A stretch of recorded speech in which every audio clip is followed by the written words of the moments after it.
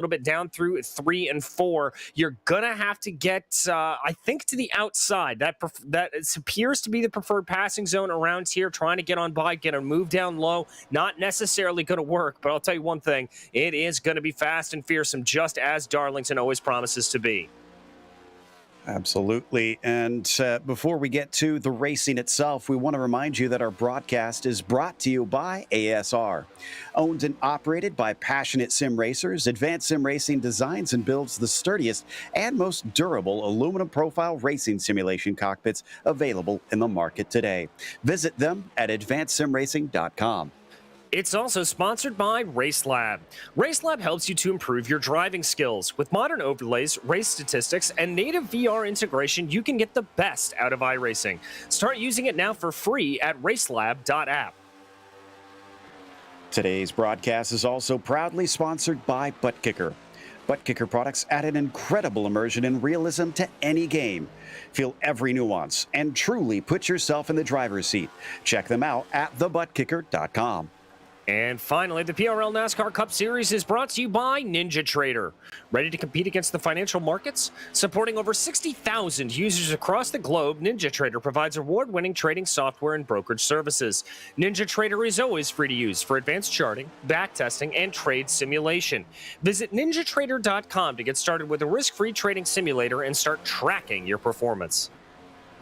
Well, right now, the performance for Abner Acosta has been quite good. Unfortunately, not as good as the previous season. His last round, he had his first non-podium. And that actually didn't hurt him too badly because, well, Trent Dinkle didn't score well either. His became his drop week last time. But shockingly, that was 36 points worth. So both of them have been incredibly consistent. And that's what's kept it as tight as you see here at those 16 points apart. From there, it drops down to Josh Daniels and then another big jump to Cody Evanson. Both the Love Racing drivers certainly contributing a lot for that team towards the team standings, what we'll get to in a second. But then you can see Walden and Hudson in a very tight fight along with Mike Witt. 8 points between those three drivers. Jump back to Skip Candy. It's only 3 more with Luke Christian, another 4 down. So everything is all to play for with not many rounds left in the season, DJ. Over on the team side, it continues to be another season of domination for private label Team Hype with Love Racing, 77 points back from them. SGE Esports Slipstream in a little bit of a battle with their compatriots of Octane right there for third overall, with SGE Esports Apex a fair ways back. BAR, though, in a good little fight with Car Ramrod for sixth overall, with YS Motorsports sitting about 30 points adrift of them. Private label Team Hype Black about 30 points back from them, and 40 points in rounding out your top 10 Whataback Racing. As for today's race, they've got a few laps on hand. It may be a bit of a longer track compared to some these days, but it still takes a bit to get around. And they have 150 laps to try and complete here.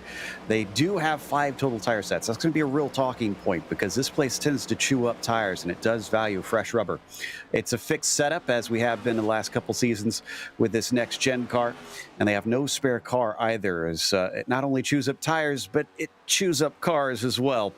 They have a 24 incident limit. Hopefully won't have too much beating and banging, although drivers could find themselves scraping the exit of turn 2 plenty, and that could rack up over the course of this race. Well, we're heading off to the qualifying right now, but DJ, Darlington is going to not only be tough on the tires, but slippery on them today because, my goodness, it is hot out on the track surface.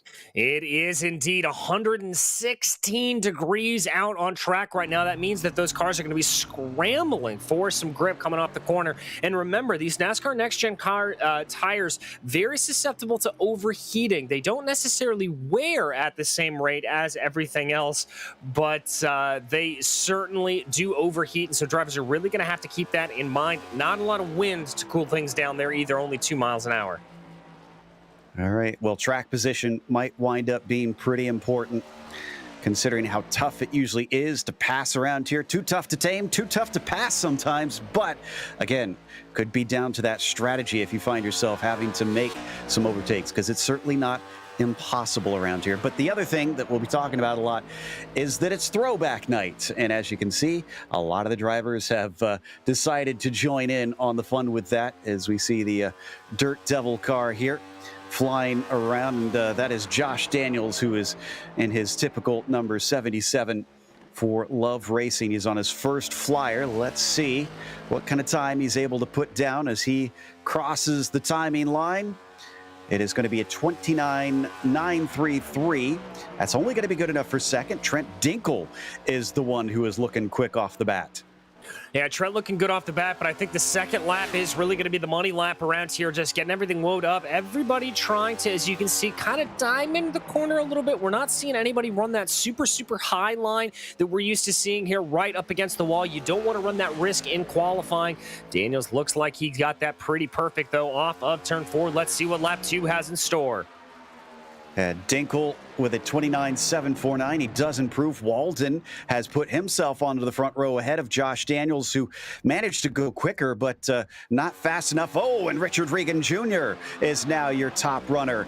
10th and some change over Pat Harvey. That's huge margins.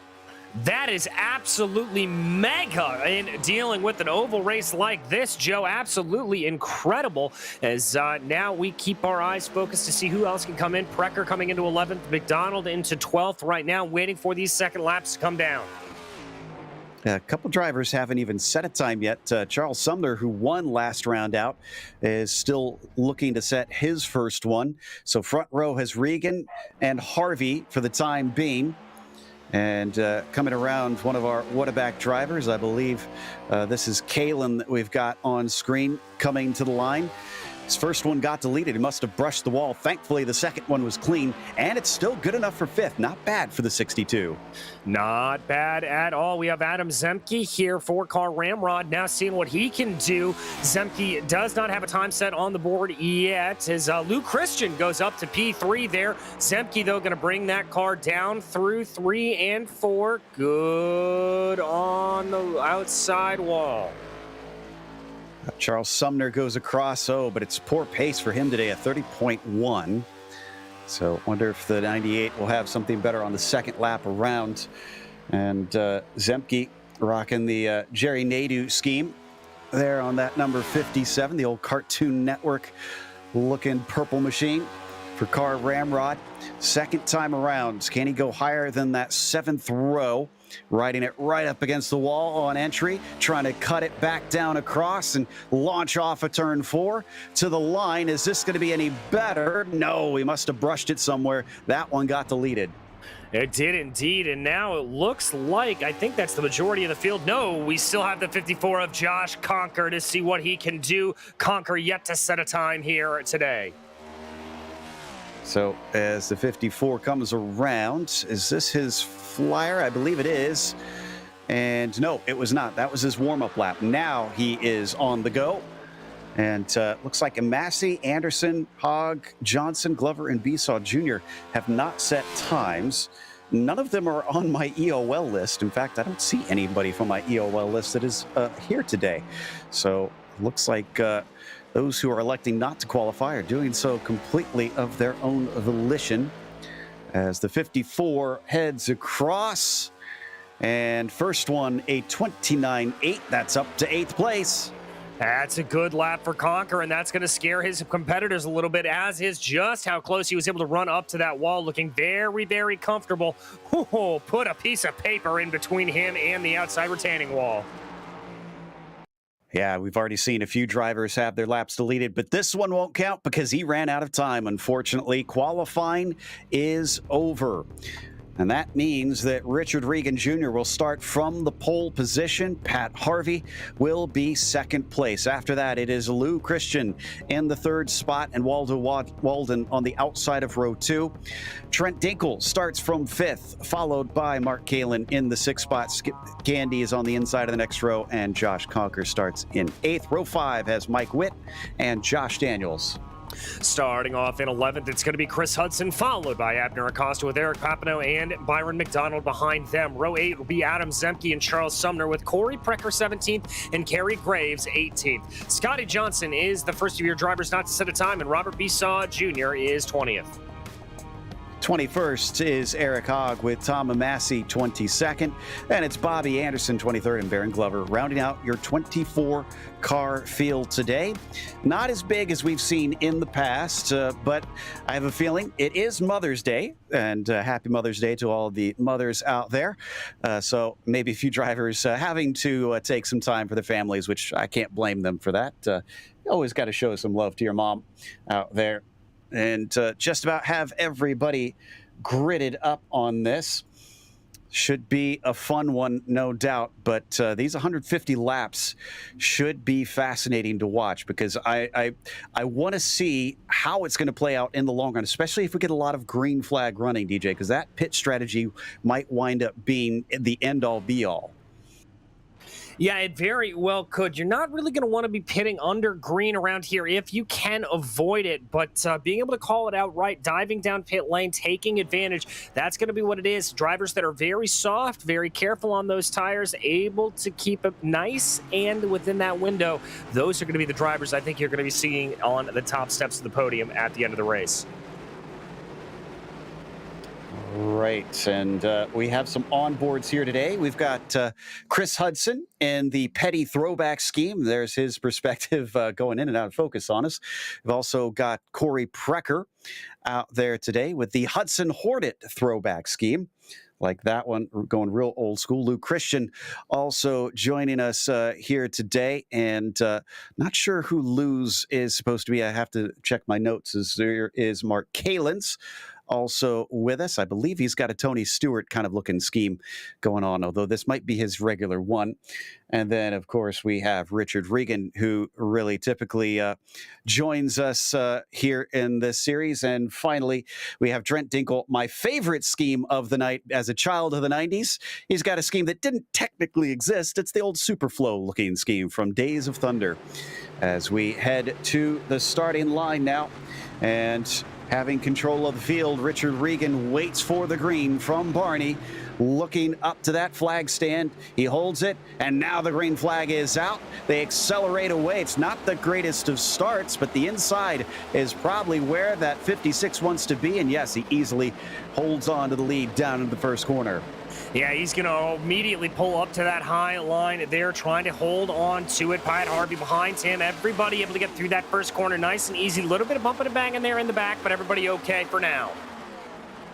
Yeah, a little bit of side-by-side conquer on the inside of Walden. Otherwise, I see very single-file racing in these early stages. Walden's going to be able to get ahead, but that slow exit from, Conquer got ahead of Walden, and Waldo is slow off the turn. Kalen took a little bit of a look, then backed out of it on screen. This is Regan in the red and white 56, leading ahead of Harvey. Yeah, he's going to be pulling out a gap here of about 0.4 of a second. I've called that about 8 car lengths, and so that's going to be good, trying to break that draft as much as possible. Jump back in the field here a little bit more. That is Waldo and Kalen, that battle we were talking about earlier, as they thunder by to complete another lap. Walden in 6th place right now. Trent Dinkle taking the fastest lap of the race, though. Looks like everybody's trying to play patient for the time being. I did get confirmation that is Kalen's normal scheme, which he was trying to avoid scraping up on the outside of 2. Oh, we got a big wreck in the back. Oh, and that was a slow motion one. I'm not sure who that was that just shot the gap, but my goodness gracious, couple cars involved. Looks like Omasi, Witt, Precker may have been involved as well. Trying to see who it started with, and I believe it's Witt in the 26. Yeah, the Pepsi car unfortunately got loose off the corner and tried to hold on to it, but just couldn't. Precker plowed into it, and so did the likes of Charles Sumner. So his luck, unfortunately, has gone away, and it was the 41 of Kerry Graves who initially got through and then unfortunately caught just a little bit of it. Watch the red and white car. Yeah, you can see it there. Just lost it a little bit. I don't think he actually got any contact there, did Kerry. I think he just lost control of the car a little bit, and that moved it right around. Man, he was so close to holding on to that, but it just wasn't meant to be. We're going to watch from Precker's perspective. And, oh, yeah, no wonder he couldn't see a thing until the car in front of him moved out of the way, and then next thing he knows, he's involved. Yeah, completely unsided there for Precker. That was not his fault at all. Nowhere left for him to go. Going to have a bunch of drivers coming down pit lane here. Obviously, those involved in the incident. Also seeing Charles Sumner opting to come down. Charles got a piece of it too, so he's going to have to get a bit of repairs. You can see the nose is bent in on the front of that car. So yeah, that's early damage for him. We'll see how that affects the handling of it. While we got a chance under caution, let's take a look at some of the other throwback schemes. Let's go to the leader, because I didn't get a chance to mention what this is supposed to be. The 56 is not referencing an old stock car, actually. This is supposed to be the old, I believe, a Porsche prototype, actually, from the 80s, the old Liqui scheme on that car. So I kind of like when drivers do this. Instead of just choosing something typical, they kind of dig deep into the bag and try to get a deep cut in there. Yeah, it's always fantastic to see everything that drivers can do with that. It is one of my favorite events of the year as well for that exact reason, Joe. Just trying to maybe have a little bit of a crossover of interests in the racing world. Yeah, I'm going to try and get my notes together here on these cars just so that I can correctly identify them for the rest of the night, because the drivers have done their best to try and offer up what exactly they're trying to do here and who they're trying to imitate. Some of them getting a bit creative, so you have to kind of squint a bit, but otherwise a lot of very pretty machines that hopefully don't get too bashed up. But lights are already out, DJ, and we are getting ready to go back green. Yeah, getting ready to go right back at it again as they get going, just waiting for that pace car to peel off at the end of the corner. Seen some pretty calm racing. I unfortunately think, though, what we saw, cars getting loose off the edge of the corner, that is going to be the theme of the night, whoever can hold it in the best. Indeed. And I think I was wrong about that being a Porsche. I was trying to double check there on the info of that car, but I cannot see what make it's intended to be. Regardless, Richard Regan Jr. made it look pretty. So we get ready to go green. This time, though, he does not have to wait for the flag man, and he doesn't. Richard is off like a shot, and looks like that caught the 21 of Luke Christian napping a little bit. He falls back. He's not only going to lose second place, but he's going to lose third as well as Dinkle goes by, and so does Harvey. Yeah, just caught out there. Hopefully he's going to be able to get that speed back up underneath, and will Luke Christian. Looks like he is able to have a little bit of a gap over Walden as they work their way around now through 3 and 4, getting fully up to speed. Yeah, once again, we see them pretty quickly go nose to tail through the fields, wanting to just try and race this one out. And based on what we saw, it seemed like after a lap or two, the cars were loose off of 2. So this setup, obviously not very fun once it gets up to speed. You can see them coming back around. Not seeing anybody flying around this time. I spoke too soon. Into the wall. Who was that? That is Precker, I think. No, that's Graves. Yeah, and remember, Kerry Graves was involved in that incident earlier, and so there's probably some previous damage on that car, maybe just not fully up to speed. He wasn't able to see how it felt, but no yellow flag being thrown. He was able to get down onto the apron. Well, meanwhile, this is Conker in the 54 that you see giving chase on Luke Christian now, getting right up behind him. The 21 going high into the corner as Conker goes low, trying to see if he can use an alternate line to catch up. It doesn't do him much, but look at that, popping out. Trent Dinkle is on a charge early. He's going to get another spot. That'll put him in P2.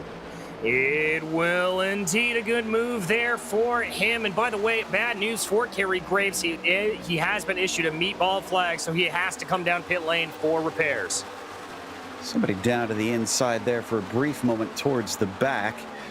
And that was... I think that was Skip Gandy who's running that was the Tony Stewart scheme that I was thinking of earlier there in the number 20 car, fitting for him as he tries to chase on Abner Acosta. Acosta not really, lighting the world afire here at the start, but maybe he's just kind of holding on to his stuff till towards the end. He's just cruising around in ninth for the time being. Well, remember, Joe, it is some very hot track temperatures, so you don't want to be too aggressive here too early as we see Mark Kalin sending a move down to the inside of Walden. He's, whoa, catches it around, and there goes the 21 around. Can he catch it before it slips back up the track? Oh, and everybody avoids him, thankfully. But Luke Christian is sent down the order quite quickly. Now, I saw this one starting, but I didn't see what initiated it. And I think, oh, the 21 got some help.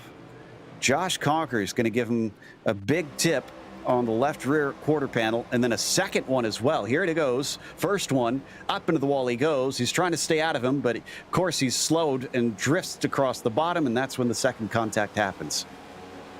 Yeah, no real fault there on Josh. That was just some close quarters. Darlington Racing, as they say, will take another look on board here. You can see just how helpless it was.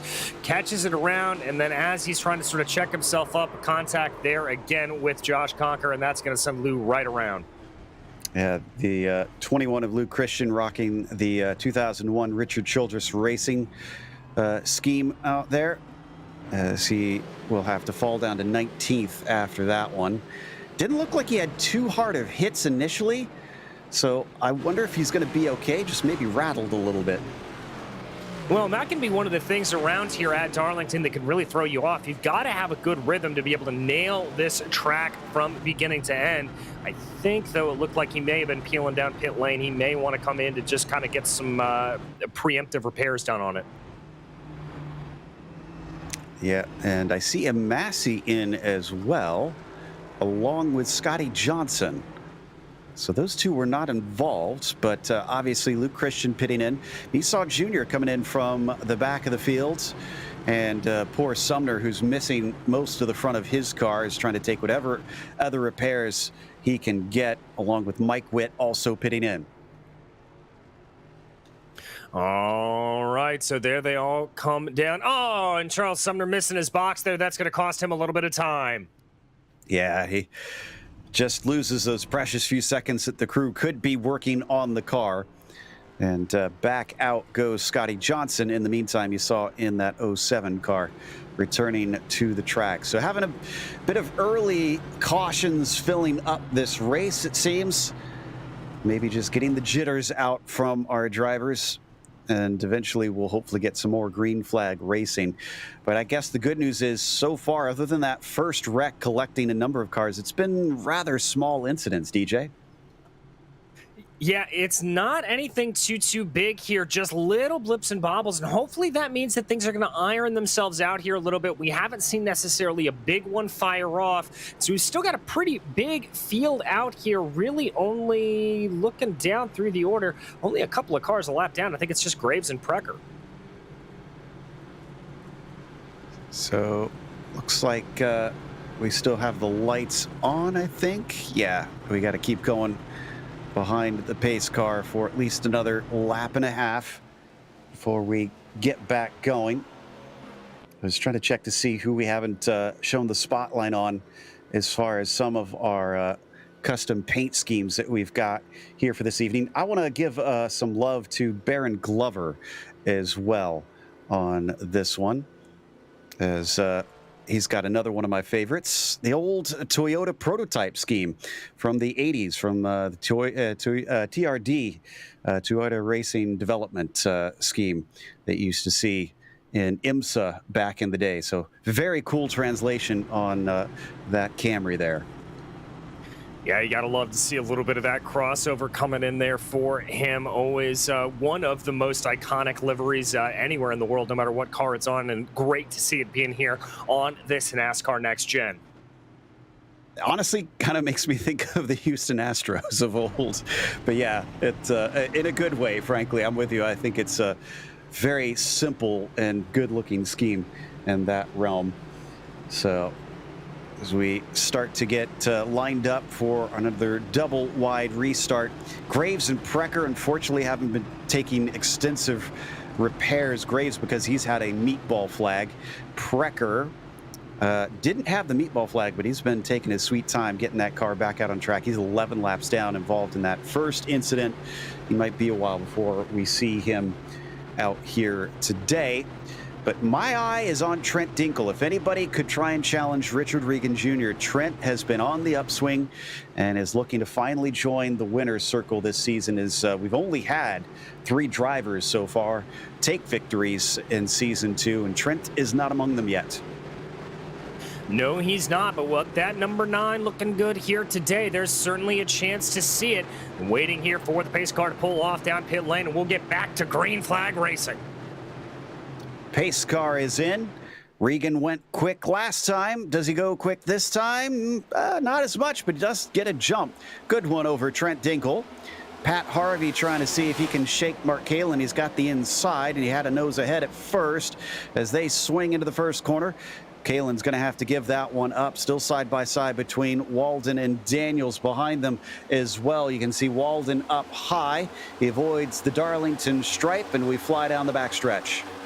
Fly down the backstretch there. Mark Kalin looking a little bit aggressive. You see him kind of poking his nose this way and that, trying to see if there's anything to be had around here, trying to find a little bit of a line. Nothing doing there. A little bit of a move out. I think that was Waldo Walden poking his nose. Yeah, I think you got a little loose there, but man, look at the gap that's building within a single lap over Dinkle and Harvey. Richard and Trent kind of running away with things in this early restart. Yeah, they are. A couple of cars looking a little bit squirrely there off at turn 2, but everybody able to collect it, keep it together here. And yeah, I've got to agree with you. That gap is probably about 10 car lengths here at this point, so definitely starting to pull away and looking like these top 2, Dinkle and Regan, are the class of the field. Watching from on board, Trent Dinkle as he heads down the backstretch once again. You see those little corrections and willing to take it right up against the wall as well. We didn't see, but behind him, Mark Kalin again had a loose moment coming off the turn. And this is fixed setup, so everybody's dealing with the same thing here. So kind of surprised how much trouble we are seeing from drivers.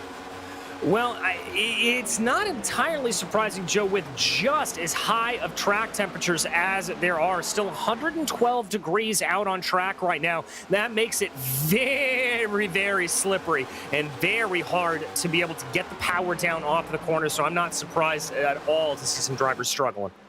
This time it looked a lot more clean off that corner. Didn't see anybody with really hair-raising moments, but I think Richard Regan Jr. might feel the hair on the back of his neck start to stick up because Trent Dinkle is now right there. Before, he was giving him space and letting him run, but Trent doesn't seem as interested in letting him relax now. No, not at all. I think Dinkle wants to try to see what he can do here. Try to push a little bit as much as he can. Maybe see if he can pressure him into a little bit of a mistake there. Ooh, that car looking a little bit squirrely off the edge. There's the catch. Even our leader's having some problems. Watch the onboard for a brief moment, right in a lot higher than Dinkle was through turn 4. And, a lot of speed carried in, maybe too much speed, almost into the wall for the number 9. Back off and down through the back stretch. It looks a little bit better, but the entry was certainly not clean for Trent Dinkle. No, it was not, and so that's going to give Richard Regan Jr. just a little bit of breathing room here, but, well, maybe not that much breathing room as Dinkle continues to be able to hound behind, but Pat Harvey trying to close that gap down about 0.7 of a second right now. If these two really start to squabble, I think Harvey will be able to pull himself in. Just waiting for his moment, potentially, at this point. Looking for a nice clean run and for a mistake out of the 56. Good luck, though, because Richard Regan is often quite clean. We've already seen a few bobbles, and he's going to scrape the wall a little bit coming through 3 and 4. So there's his first sign that this man is human. Indeed. All right, there it is. We see just how close they're starting to run there as they work their way now through 1 and 2 once again. Trying to see if there's anything. There they go. A little bit better off the corner for Regan. It's becoming quite a 2-horse race, but I think Harvey is catching a little back up. I think he's maybe saved his stuff, and there was a hard slap in the wall behind them. Mark Kalin is the one that's been struggling all day, and unfortunately now he's made contact. Yeah, he's made contact there, so that's going to send him off just a little bit. You see a poke in the background. I'm not sure who that is. That's going to be Eric Haig getting a good move done on Skip Gandy. Slices underneath him, and that moves the 89 into 9th place. Look at the gaggle of cars that's starting to form, though. Gandy's now got Chris Hudson and Papineau right on top of him, and Hudson is strong into turn 3. very, very strong into turn 3, and I think that's going to be a little bit of a run here. A couple of drivers having to come to the inside there to avoid some of that looseness. Hudson wants that position, but I like the decision here for him to hold off a little bit, not try to chuck the car in, but just hold it as long as he can. Face some determination there from him. The irony about Hudson's car is as he gets a nice run on the 20, he's going to be able to go by Gandy, and Gandy might lose another one because Papineau is going to look underneath him.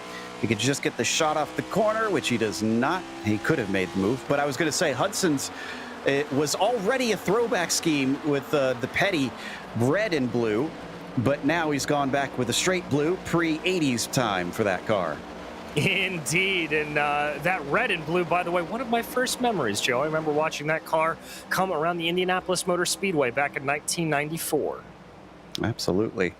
Not quite a Petty car, well, a Petty-owned car at that stage, but he had already ducked out of the thing by that point, as that was a big brush against the wall for Eric Papineau, just finding himself running into the barrier, and I think that's not the last time we're going to see that. We've seen a number of drivers earn their Darlington stripes in just the first 30 laps of this race. Yeah, indeed. This car looking very, very loose off of the corners. Everybody's going to have to be very, very careful as they come around. Ooh, the 20 coming up down, coming nice and easy. The 8 behind him there doing a good job as well. Byron McDonald keeping everything contained. It looks like a lot of that looseness that we're seeing starts to wear off a little bit once we've been able to run a couple of good laps here. So right now, looks like McDonald getting close to Gandy, trying to get a run. Oh, and we've got a battle for second. Harvey managed to get by Dinkle just now into turn 3. Just ran him down after there was a big moment for the 9 off of turn 2. Was slow off the corner. And the 67 capitalized. Wonder if we could get a replay for Trent off of that turn. All right, let's go back and see if we can. As you said, just a little bit of a squirrely moment there, I think, for Trent Dinkle as he fell victim to the slipperiness of coming off the corners. And already he's being threatened by Kalen, who I would have thought would be dropping off by now with how hard he hit the outside wall. But he's still wheeling that thing, and you can see he's having to catch it coming off the turns. Looks like Walden is also approaching. So Trent Dinkle, who gets it right back up to the outside, tries to cut down. Is it going to be safer this time? Yeah, that looks a lot better for him. Yeah, he's able to get it down, and sometimes it just takes a lap or two to sort of calm yourself back down, get everything back underneath you. But Kalen's still looking very, very threatening there, trying to see if he can get a run off the corner, but nothing's going to come there. He's also got to watch out behind Waldo Walden, driving a great race there in P5. In fact, was taking a little bit of a look as we see behind them the 77 managing to go by Josh Conker, and Acosta up to 8th so far, but not making huge inroads. Haag is now caught up behind them. He was being held up, I guess, by guys like Hudson and Papineau because he's left them in the dust. And Eric's taken a unique interpretation of the sort of retro night, because he's gone for a actual sponsor that is a retro arcade coffee house, I believe. Yeah, you can see 8-bit beans, I believe it's called. Well, there you go. Always love to see a little bit of interpretation when it comes to that kind of thing. So he is doing that 8-Bit Beans company pretty proud here tonight, trying to run around, holding on to the line, everybody keeping everything together. Our longest green flag period here. Oh, a little bit of a move down to the inside for Waldo Walden or Mark Kalen. Yeah, it just finds Mark struggling off the corner exits and snatches that one away. Walden now up into 4th, which interestingly is where he started this race. So he must have fallen back early on and has now regained what he had lost. Behind them, we see a little bit of side-by-side as well. And I believe that's Haag trying to overtake on Conqueror. You're going to have to get up earlier than that to try and overtake the champion. Indeed you are, but he's going to try to hold on to that inside line there a little bit, see what he can do. He's got a good run as they cross over the start-finish line, dives it down in, and Conquer looks like he's got to give up the ghost a little bit. He's going to try to fight back, but I don't think anything doing. No, he'll slot down into ninth. So Eric is clearly on the move right now. He is just steadily picking them off. And up to eighth. Acosta's certainly left them behind. Oh, Acosta just ran into the wall, and so did Josh Daniels in the very same corner. As you like to say, DJ, that was target fixation. Yeah, indeed it was. Let's see if we can get a replay of that moment. I think Acosta just saw Daniels coming into the wall and really kind of just focused in on it and was trying to avoid it, and in so doing, hit the wall himself. Yeah, just each of them. 1, 2, boom, boom. You're going to see it right here coming into turn 3, 1, and then the other, just like that. Yeah, I think that was maybe Acosta trying to just keep a little bit more of the draft off of Daniels in front of him and just kind of misjudged that a little bit. But everybody able to get through nice and easy. Darlington stripes earned for both drivers, but they continue on. Well, the front of the field has been fascinating because we've had comers and goers. Dinkle was on the charge, looked like he might actually take the lead, and then started to fall back. And now Pat Harvey's come in, and he's coming up. He's caught up to Richard Regan. Will it be a bit of the same? As you can see, Dinkle's already got Waldo Walden, who likes the thought of trying to overtake out of 4, and then unfortunately can't keep the speed up. He'll hit turn 1 single file once again, but he is threatening on that podium position. Yeah, certainly is starting to threaten there. Good run on the outside line there. Definitely seeing it, and not too much of a wiggle coming off of the corner. That is crucial. You see how calm his steering wheel is when he comes off of the corner. Hey, Mark, how you doing, buddy? See, he recognizes he's on camera and gives us a little bit of a wave. Oh, and he's got to focus on the racing, though, as he had to catch that one there. Got to say, with the cutout behind him, how come he didn't do a Terry Labonte scheme? Maybe the old cornflakes one that I grew up on. Just a little disappointing that he didn't join in the fun. Yeah, I have to agree with you. That's what I thought he would have gone for as well. But nevertheless, he did that. Ooh, trying a little bit of a look down to the inside there as things get a little bit bunched up behind Trent Dinkle. Everybody checking up. Thankfully, no contact. I'm getting information that he did do a Terry scheme on Wednesday night in the truck. So we just missed it here, DJ and I, as neither of us are able to cover that one.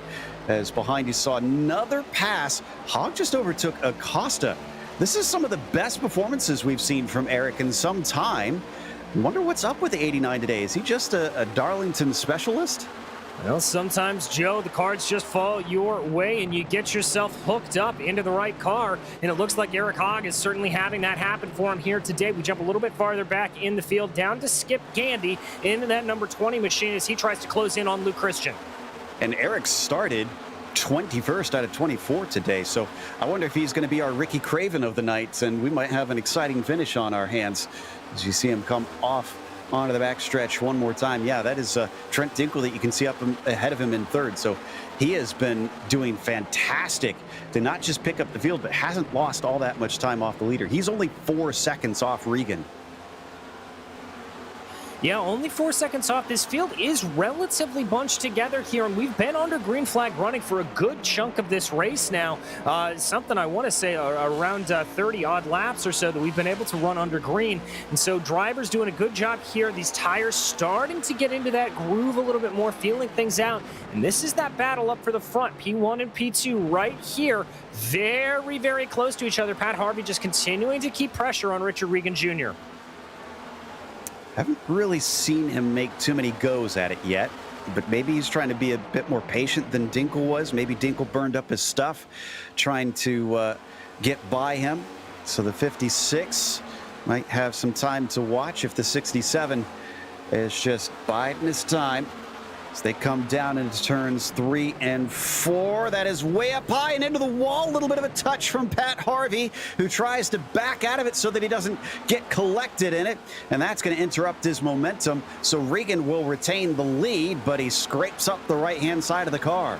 Yes, indeed he did, and both drivers suffering there a little bit from that. And behind them, I also have to say, Waldo Walden was looking a little bit aggressive on Trent Dinkle. Tried to get a move going down the front stretch. It didn't exactly work out, and I think he may now find himself in the clutches of Mark Kalin. Kalin getting back in it. He's another one that hasn't had the cleanest of days. I can confirm that Kerry Graves is officially out of this race. He has left the server now. Ooh, another little wiggle there off of turn 4 from the 62 machine, but they stay in line. Kalen runs 5th, Walden 4th, Dinkle 3rd. Yes, indeed. Kalen not able to get that run that I thought he was necessarily going to be able to have, but still wants to keep up behind and threatening here. I think Walden definitely able to regather that speed, and that's the thing at Darlington. It'll take a lap or two to sort of get that momentum back up under if you have a failed pass. So he's looking good here on Dinkle. That's a lapped car. That's Corey Precker with some pretty major damage down to the inside core, doing a great job just staying out of the way. Yeah, poor guy is 25 laps down. The Hudson Hornet is not looking as dominant now. And, Hogg just got Daniels. So that's another spot. Up to 6th place for the 89. My goodness, look at that gap already. He hasn't pitted this race. He's been out since the beginning. So it's not like he stopped in during one of those earlier cautions and has been running fresher rubber. Maybe he's just managed it better than everybody else. Very well may have. I mean, sometimes that's what it can come down to, that it's just you get into the feel of the car. I know there's plenty of times when you hop into a fixed setup car that you go, okay, great, this fits my driving style. This is how it's going to go. And the long run pace of this car clearly favoring Eric Hagg out here today. And he actually shook Daniels off the racing line and went back to check. He smacked the outside wall, but he was already being threatened by Eric to the inside and just, I guess, wasn't as familiar with having to ride the high line and wound up running straight into the safer barrier side by side into the first corner. It looks like Waldo might be able to get that 2nd place or 3rd place away from Trent Dinkle off of turn 2. They managed to hold it, but here comes Hogg. He gets another one with all that fighting. They're getting slowed up. Kalen tries to fight back, go around the high side and get the momentum. It works at first, and Walden is dropping back dramatically. Great exit here by Mark Kalen. So Hogg at first looked like he might be able to get a spot out of this, but it might not be the 62. It looks like it might be Walden instead. I think it will be indeed. Walden has a little bit of a strained entry line coming down into turn 1. He actually crosses over the apron to get it. Here comes Hogg, though. He is going to come down to the inside and looks like he is going to be able to have that move done. He's already going to slot up in front of Waldo. Walden move that number 89 up into 5th place. What if we could get a lap comparison between the 89 and the 56? That's our leader in Regan and Hogg, who is now into 5th place. I'm not sure if he's quicker, but what do the lap times look like? Because, I mean, at this rate, he might just try and chase down Richard, if not at least a podium. Here we go. And it is a little bit back and forth. In fact, there's quite a bit of swings and roundabouts between the two of them. Yeah, there is, but the number that I'm really looking at there, Joe, is that lap 47. That's when he was in clear air and able to just make a charge and not be held up in traffic. And 4 tenths faster, 2 tenths faster on that last lap. I think Hogg has got the car here today. Wow, unbelievable. And on the fixed setup to boot. So must have really saved his stuff early in this race. We're about a third of the way through at this point as we see Harvey still behind Richard Regan Jr. I think Pat's doing a little bit of a better job to cling to the back of the 56 than we saw from Trent Dinkle, who is a massive 4 seconds behind the pair of them now. Yeah, it looks very calm, cool, and collected, Joe, as we've got some drivers opting for pit lane. Looks like the number 8 of Byron McDonald going to come down here on lap 52. Yeah, and that's the old Jeff Gordon T-Rex car, Jurassic Park themed machine with quite a bit of chrome on it. Looks kind of neat, actually, as he carries on down to his pit stall.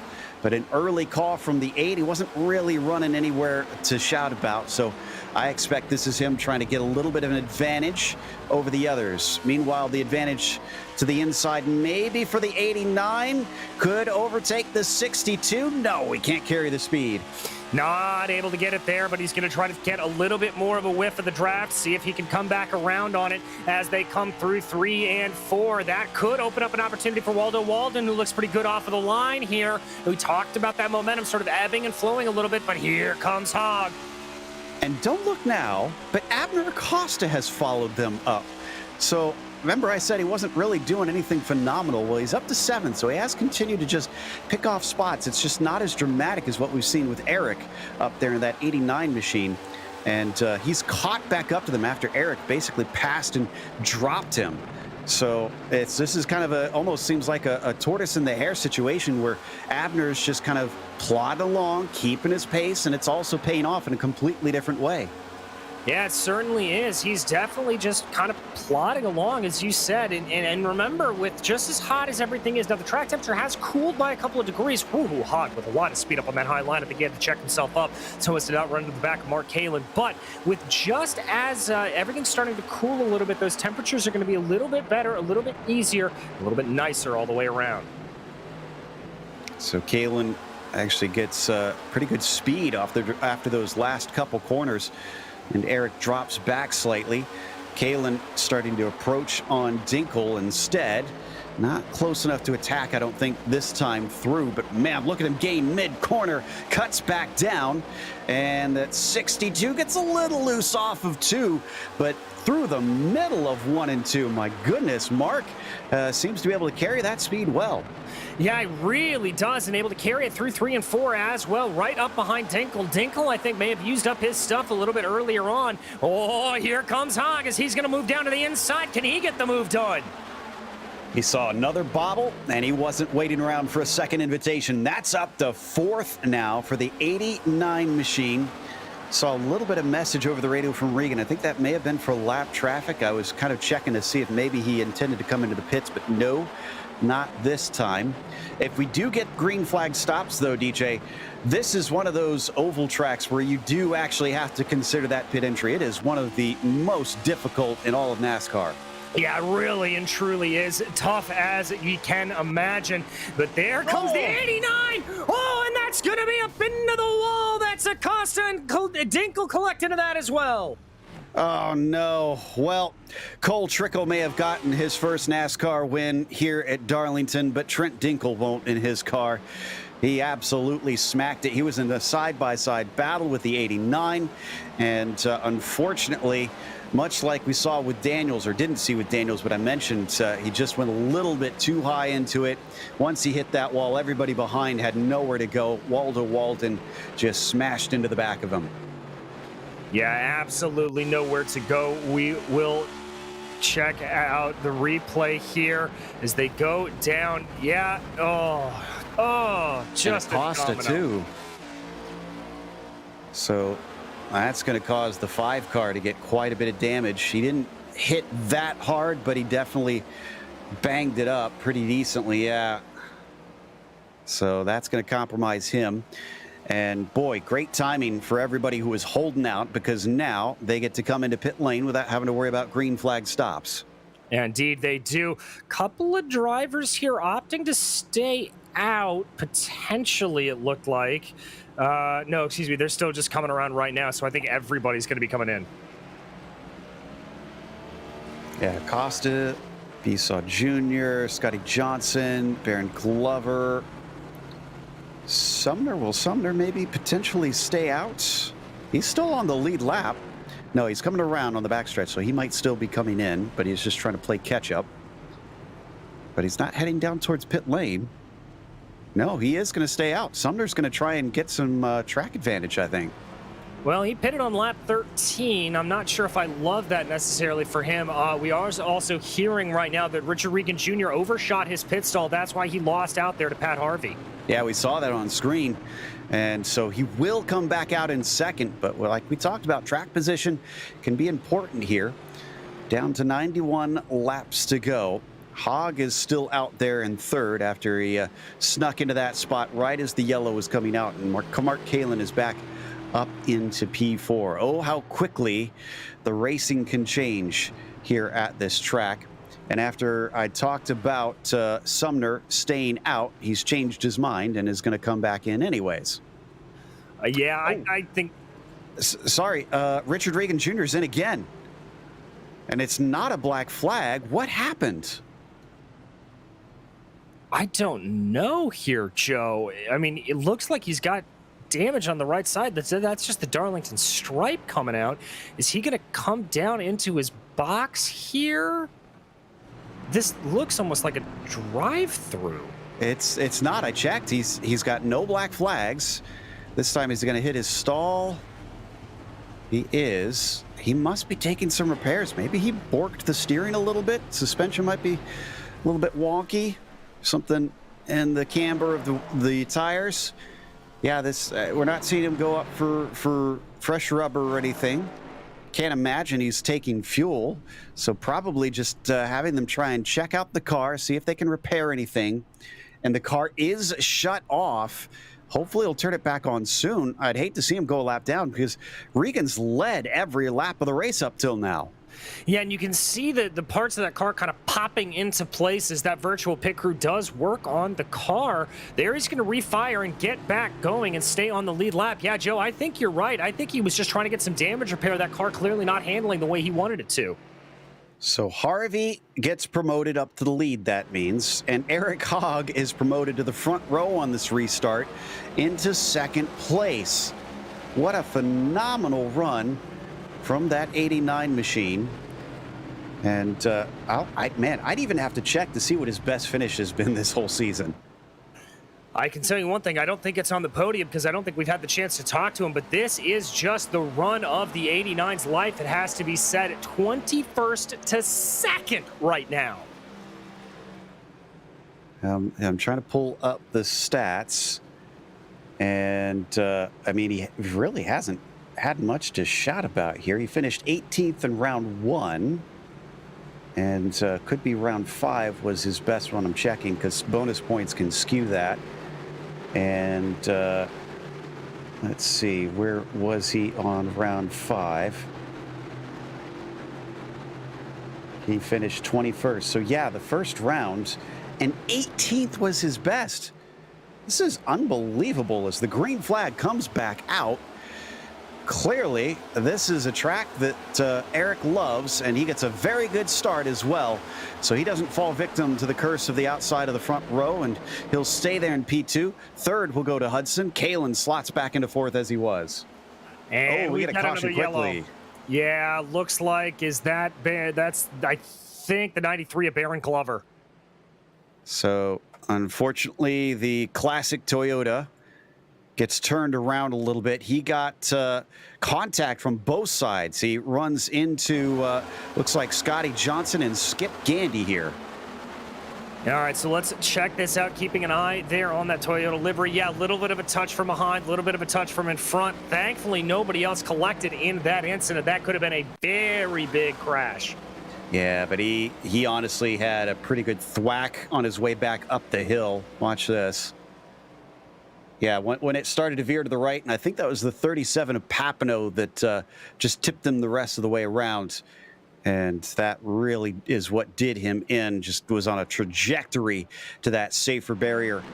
And did he bring that in? No, he's staying out, which I'd be amazed if he does this next time around. I would think he'd have to bring it in to get it banged away on because, man, that was quite a few G's that he took. Yeah, there was definitely some impact. A couple other drivers that are coming down pit lane. Johnson, Walden, Regan, Papineau, Witt, Sumner, Acosta. Pits were apparently closed. That's why he didn't come in. Yep, he's in this time. Man, so Regan pitting again. What exactly is he doing? He just really must not like the handling of that car. It's got to be really, really bugging him, Joe. That's really kind of the only thing I can think of to explain why he would be in that situation.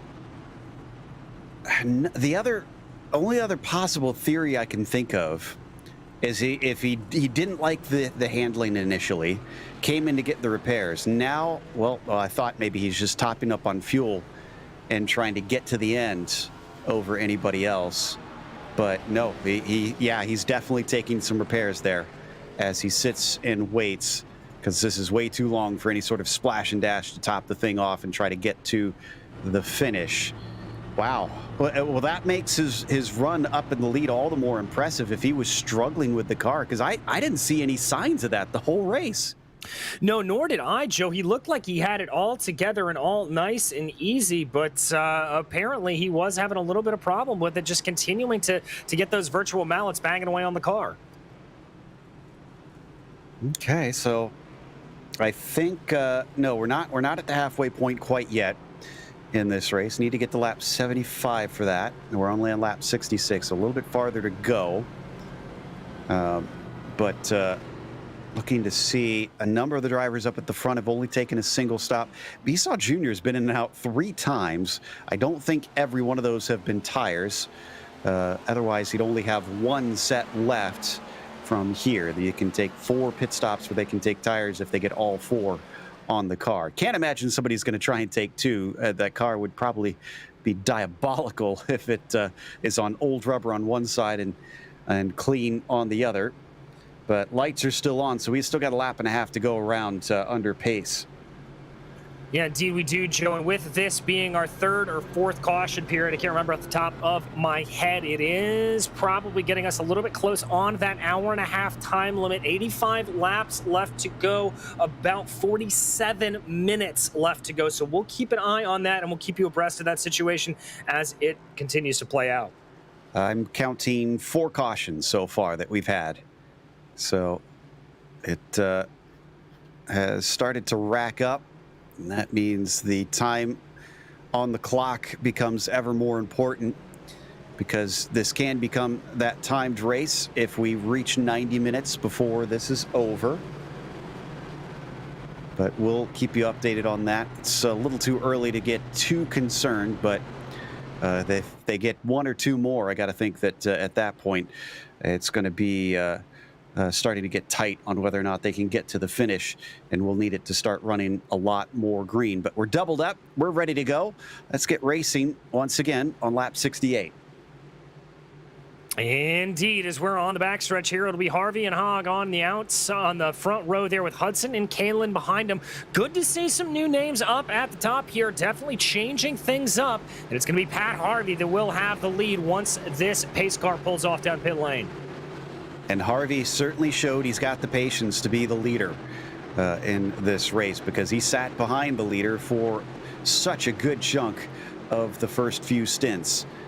As he takes off early, can he retain that 2nd place? Hudson's going to threaten him, but he starts to pull back in front. Will Chris force the issue down into turn 1, sending it deep into the corner? It looks like Eric might not have it all his own way this time. The 43 holds tough, starting to lose a little bit of pace. They carry on down the backstretch, but momentum goes back to the 89. It does indeed. Now as they get down into the tighter 3 and 4, is it still going to be momentum, or is that going to be for Hudson? Very close quarters there, almost a little bit of a slide job from Chris Hudson, and they're going to come out side by side yet again, and this is just losing them time to Pat Harvey, who's running away with this race. Yeah, he loves seeing this in his mirrors. It still continues on since the drop of the green, a full lap and a half now. But look at that, the 89 streaks ahead. Oh, and a big moment for Kalen behind him. He catches the car and is able to get back to the racing line just before he's overtaken by Besaw. Well, that was a little bit of a big moment for Haig as well, as it looked like that car wanted to absolutely step out on him, but he was able to catch back up under him. Looks like the 93 there of Baron Glover going to be coming back down pit lane. That car not handling the way he'd like it to. Certainly not, and that's under green flag conditions, so that's going to hurt extra bad. So, okay, Eric in the 89 is now up into 2nd. He's got 2.3 seconds to make up to get to Pat Harvey. And, oh, Luke Christian was now the one that had a big moment. Did he hit the inside wall there? May have. He's pulling off down onto the apron. I'm not seeing a whole lot. There's definitely damage to the front end of the car, the right front, but we'll have to see. And, yeah, he smacked the inside wall pretty hard. In fact, he's got a meatball flag. That means repairs are required on that machine. It is dangerous to continue to keep driving it. Let's take a look at the replay. I guess this is, yep, this is on Christian. Whoa, big squirrel, big kathunk. Somebody almost followed him there. I'm trying to figure out who that was. I'm not sure. Regardless, we come back to Hudson. So I was about to say the 89 now has clear track, but he's 2.5 seconds away from Pat Harvey. So he had such pace before trying to pass other cars. He's got clear air. Does he still have that pace? Well, let's see. I mean, looking at the comparative times here since the restart, Harvey's been able to pull away, obviously getting the biggest chunk of time on lap 68 when they were restarting, but he's been able to pull away by a pretty steady gain over the last couple of laps. So I think Eric here maybe just a little bit of a good car in the middle of the pack, not as great as they work their way in clean air. Richard Regan Jr. just took 7th place away from Bobby Anderson. Trying to see if he's been doing any other. He got 2 other positions from those 2 that we saw off of turn 2 not long ago. So one by one, bit by bit, Richard Regan Jr. trying to make himself a factor, and he just overtook Besaw as well just now out of turn 4. So 6th place, whatever was plaguing Richard Regan Jr. that he kept coming in to get repaired, I'd say he made it good, although that time he got squirrely off of 2. Well, it's interesting, Joe. We see drivers getting squirrely off of 2 and 4 really in the opening 10 to 15 laps of a stint. Then after that, everything just seems to sort of steady itself out, relax itself out a little bit more. It's almost like the car just sort of settles into the track. By the way, that driver that we saw becoming a friend to Christian weaving down to the inside, that was Josh Conker in the 54. So he managed to not hit anything. Conker still runs in the 10th position. We've lost 3 cars, Graves, Dinkel, and Glover. Precker is still running, but he's 23rd, and he's 7 laps down from getting the next spot. So he's got a little bit to go before he moves up, and even then, he's probably just kind of getting laps in, seeing what he can pick off, and try and get some points for today's race.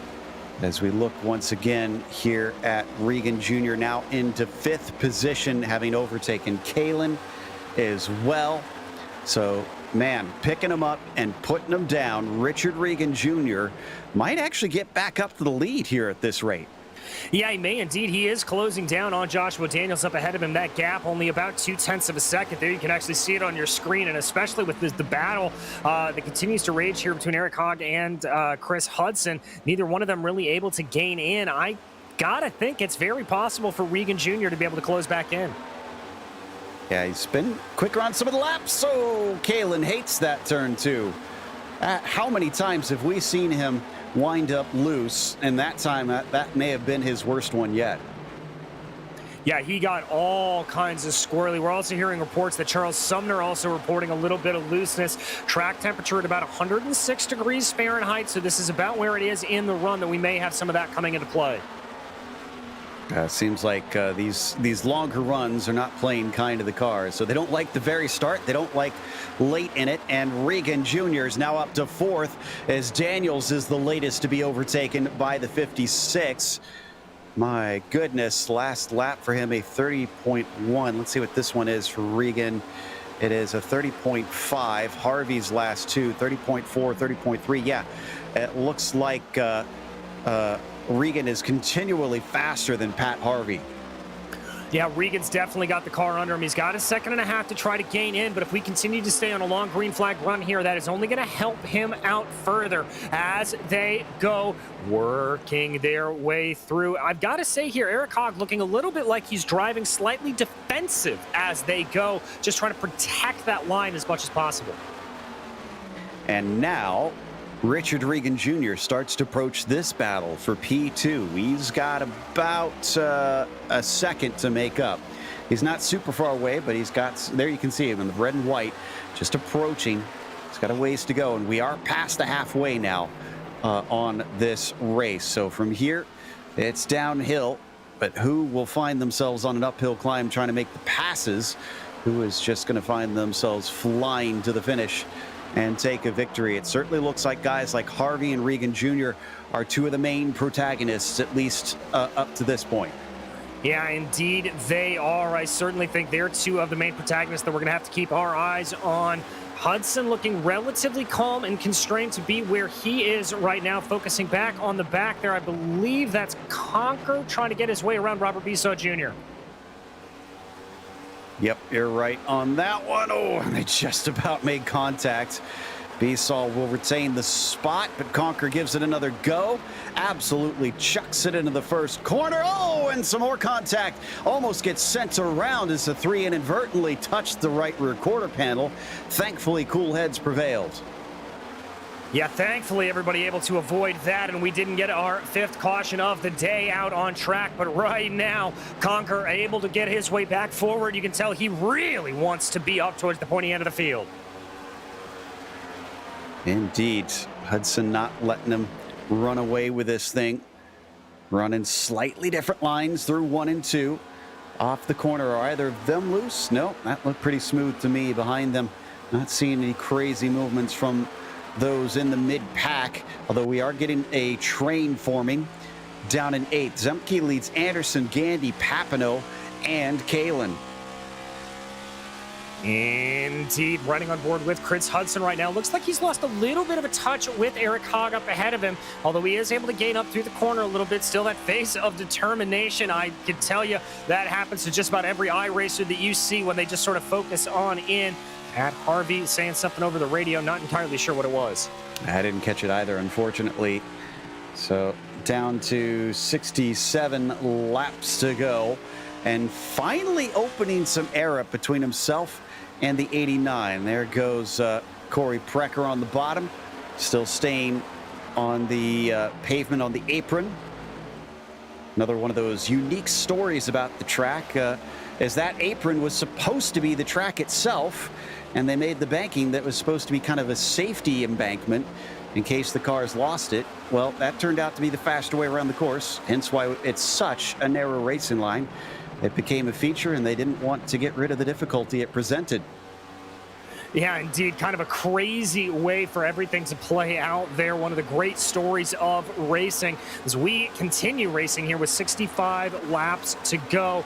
And as Nick Hunter here in our booth is saying, and I have to agree with him, there is no other track like this in the world. Absolutely. It's retained its character. I'm glad that it's still on the schedule. It was, I mean, it's hard to believe now. There was a time where it was under threat because it just was not all that popular. But I referenced it earlier, the Ricky Craven finish kind of really brought it back to the limelight and made it one of the most coveted races here in the Cup Series. That was a good move there from Kalen, who's trying to play catch up after he had a big off. He just overtook Papineau. Yeah, able to get by Eric there in that position, being nice and solidified. There we focus back on Mark Kalen, looking, trying to get around that as they go. Everything, that's Papineau in pit lane now. Papineau coming down the pits. Yeah, I'm trying to see if he had a brush with the wall or anything somewhere. Or if he's just electing to try and pit in, get some rubber, take that to the finish. I mean, might not be a bad call since we're having another long green flag run, and I don't see any sort of contact with the wall. So yeah, I think this is a strategy call from the 37. All right, I would have thought that they would have been able to make it to the end, or at least try to hold out a little bit longer to do this under yellow, but Papineau's clearly seeing something there with the drivers he's battling around with, so he's going to come on in and take service and fuel. Yeah, he's going to go a lap down, might even go 2 laps down. Already Tom Massey is a lap down and just passed up Papineau, so he's going to have a little bit of company, but he also won't get the lucky dog if that stays as is. Oh my goodness, between Anderson on the high side and Skip Gandy down at the bottom, that certainly looked sketchy. And Kalen was in there too, thinking about making it 3 wide, but deciding that's insanity if you ever saw it. Yeah, indeed, he backed out of it there, so he wants absolutely nothing to do with that. They continue to work their way around Mark Kalen, trying to see if he can gain anything back. We ride on board with the hood of the Whataback Racing driver. So down into turn 3 once again. Going to try and follow through that smoke liveried machine. Gandy still doesn't have it as they're going to be side by side. And it looks like Kalen throws his hat in with the bottom lane going into the first corner. Oh, and he's going to try and stay out of Anderson, who absolutely destroys the right-hand side of the car with that one. And you could not get any closer than that. Very good heads up there, Mark Kalin. Oh, my goodness. And he is now going to be able to get by the 2 and continue his charge up through the field. Well, that was scary stuff. As a big sigh of relief there from the 62, who is able to carry on. And I'm sure he doesn't want any more of those moments. And if he's faster than Skip Gandy, that'll be weighing on his mind as he tries to overtake him. A great exit. Oh, and once again, he's loose all over again. Yes, he is, but he's able to capture it back up under him, not lose too much time there. He still runs in 10th place, trying to see if he's got anything for Gandy, and goes right back up to that high lane. Well, the mid-pack has given us a lot of great racing here. Oh, and we might want to head back up to P3. I asked the question of whether or not Regan Jr. could catch up to the battle for second. The answer is not quite, but he's gunned down Chris Hudson and is now right on top of him. Hogg has dropped the pair of them and is trying to catch up to Harvey. And this looks like it's going to be a pretty simple pass. Indeed. Slipping up the inside into turn 1. Regan's on the podium again. He is indeed. That car clearly has some pace, but now we haven't really been able to focus on it too much because of the way it slipped away. But Eric Hogg has been able to pull about a 3.84-second advantage over what was Chris Hudson. Now is Richard Regan Jr., so he's going to have to try to gain back in and see if he can catch back up. So there's Eric in the 89. Not sure what his laps have looked like in comparison to Harvey, if he's been able to close in. I'm double checking here. 30.7s, 30.8 the last few for Hogg. Harvey, 30.8s. Ooh, okay. So the 89 is gaining a little bit as we once again look at Kalin, who's now managed to get by Gandy and is up into 9th place. For as loose as the 62 has been all race, I'm kind of impressed at his speed today. Yeah, so am I. I mean, it goes back to the old adage, though, Joe, loose is fast, and clearly that 62 is fast. Certainly seems like it. He's trying to make the best of it. He's been brave, I'll tell you that. I feel like I would have backed down maybe a little bit, just try to preserve the car. No such instincts for the number 62. He is full tilt today. Absolutely full tilt, going at it, hammer and tong, and being able to hold on to that 9th place position as it were. By the way, Corey Precker, with him staying out on track, continues to pick up positions. He is 26 laps down, but he has been able to move his way up into 20th. Hogg has suddenly slowed down. I'm checking to see if he had a moment. Yeah, he had a bit of a slide off of turn 2, and then I think he even brushed the wall on that same lap. Yeah, he did. So lap 95 for the 89 car was a very slow one, and he's been trying to recover ever since. So you can see the difference. He was 0.3 slower that time by, but this time, comparatively, only about 100th slower than Pat Harvey. Still losing a little bit of time, but that must have affected him because what was consistent gains has turned into consistent losses. Yeah, indeed it has. So he is just not looking like he's got it. He has got to kind of hope for a yellow flag here to get back out and bunch everybody back together. That is going to be his only hope to get back on by. I love this. We're getting word that even though we do not have Bradley Holly racing in this race, he was on the radio for a brief bit trying to give some advice to Mark Kalin. If ever there was somebody I'd want helping coach me around here, it'd definitely be Bradley Holly. Yeah, indeed it would. I would absolutely love to have Bradley Holly as my driver coach around here. So always good to hear that back and forth with the drivers and everybody trying to help each other out a little bit. So are we getting to the more calm portion of the race now? Because it seems like drivers are separating a little bit, but nobody willing to blink amongst the front runners to take that early stop. Papineau is still a lap down, but he's managed to overtake Amasi, so he would be our lucky dog. The 37 has been running very fast laps compared to everybody else, which is no surprise. We mentioned that fresh rubber is king, but he's made himself so vulnerable. We've got 50 laps to go as well, and he's going to be on slower tires if everybody stops after him as well, even if we get green flag stops. Yeah, exactly. And that's the gamble you've got to take around here when you do decide to try to go in for that fresh set tires, trying to work their way around. We'll have to see if that strategy plays out or if it's going to come back to bite them. So we know about Corey Precker just kind of continuing on. He's actually back up in the 19th. Luke Christian is also doing the same thing, but he's actually behind Precker by about a lap, make that 2 laps now, as he just went by him. And both of them massively far down the order. We've only lost Byron McDonald, Baron Glover, Trent Dinkel, and Kerry Graves. Yeah, and I'm a little bit surprised we haven't seen more retirements on the day, as it looks like, unless my eyes deceive me, that's the 21 coming back out of pit lane, it looks like there. Luke Christian coming back out. But I'm surprised that we haven't had more retirements. This is such a tricky track and one that always seems to gobble up cars. Yeah, no, Christian's just been running the apron, basically, just trickling off laps to try and get himself, closer to the finish. He knows he's not going to be passing anybody unless they also have some serious problems, because he is way off the pace right now. Precker's been mostly towards the bottom at times. Will take to the banking if he sees he's got a big clearing around everybody. So now I'm curious, DJ, if you're out there, and let's get one of each. Let's say an opinion if you're up towards the top 5, an opinion if you're down towards the back. Do you try and come in for fuel and tires here during this green flag run, and when? If I'm near the back, I think about trying to come in probably within about the next 10 laps or so, because I want to give those tires enough time to be able to be useful.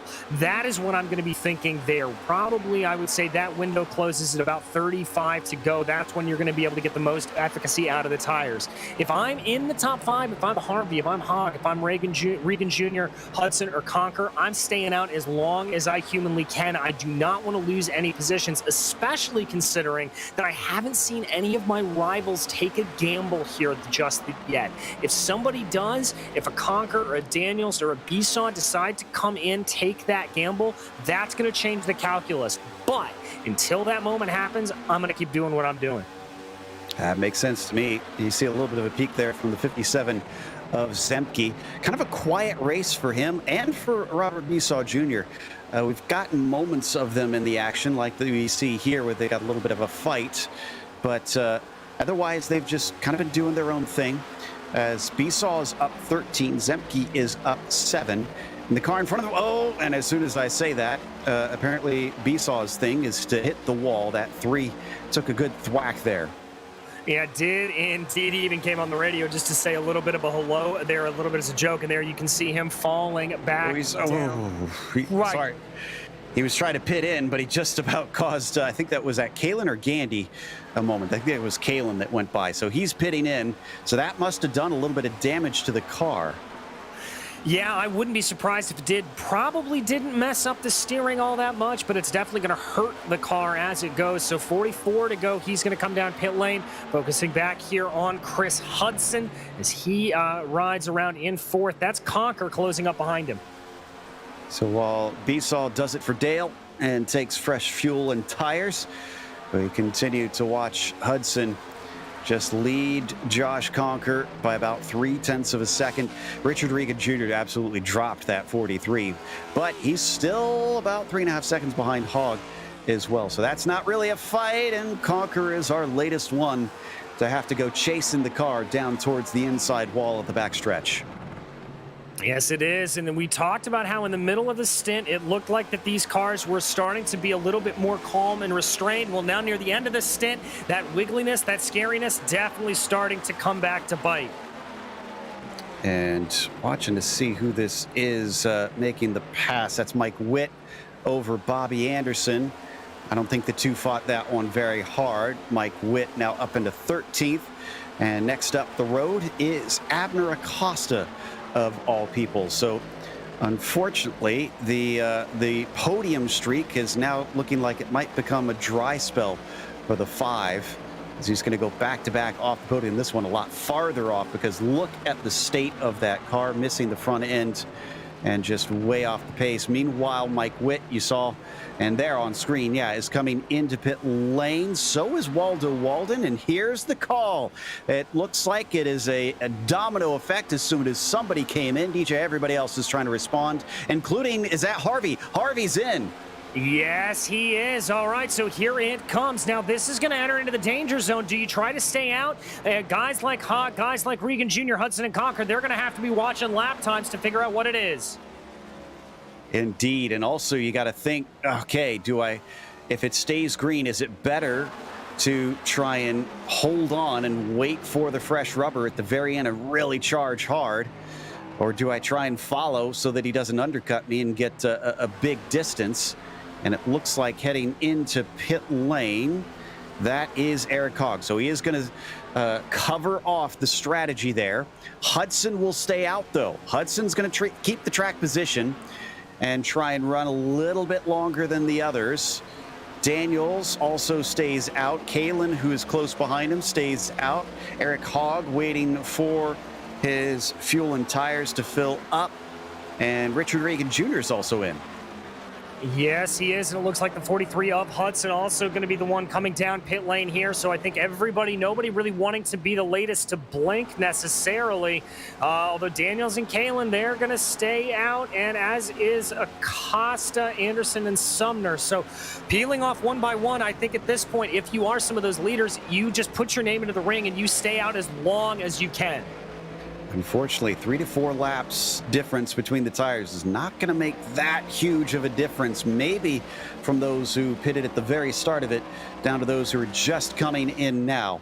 Might see something a little later on. But Josh Daniels, who continues to lead the race with Kalen following him, is not giving in. Neither is Acosta. He stays out. Anderson continues to stay out. And Charles Sumner. So Pat Harvey is our highest driver on this pit strategy, and he is actually the first one not a lap down in 6th as well.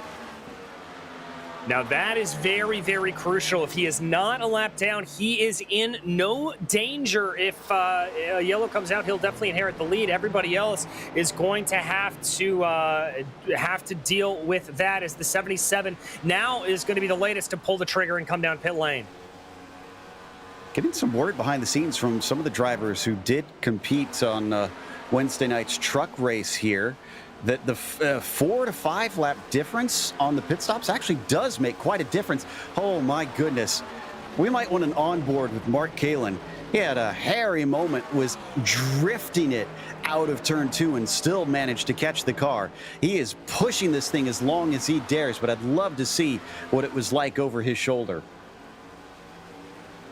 All right, we'll see if we can get that spooled up here and ready to get that going. But yeah, Kalen's been fighting that car all day long, Joe. There he touches the wall again.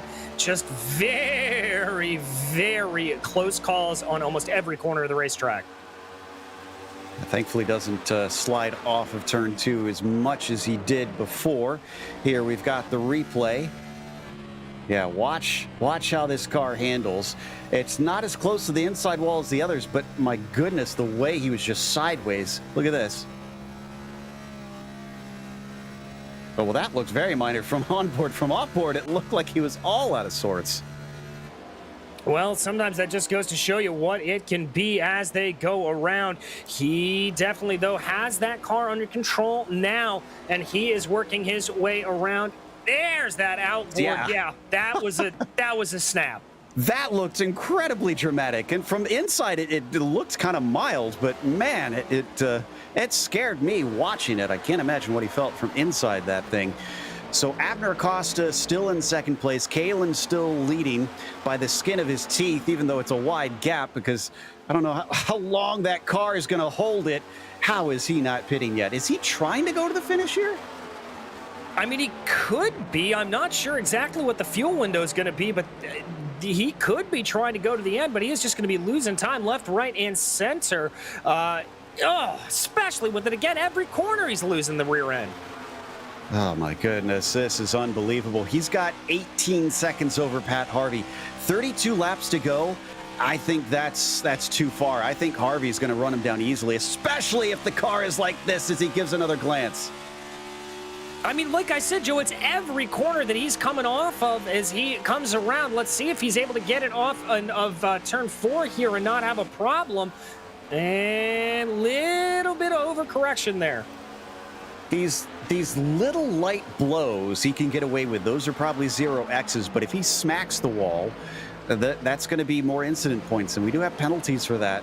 In fact, 8 penalty, I should say. It's 24 and you're in, or you're out. There's no drive-through penalty in this. It is just a disappearance immediately. So this is a bit surprising. We're hearing he only has 2 incidents so far, which is even more amazing. But we're also getting word that he's not able to make it on fuel. So this might be him holding out for a caution to just retain track position. Yeah, exactly. And that's sort of the area that he's put himself into. I mentioned earlier, you got to sort of commit to one or the other with that. And Kalen obviously going to the full extreme there, 30 to go, and does not have the fuel to make it to the end. So he will have to come down pit lane. Whoa, that car just looks so out of control. So the drivers who have stopped and are able to get to the end, Harvey, Regan Jr., and Hogg are your top 3.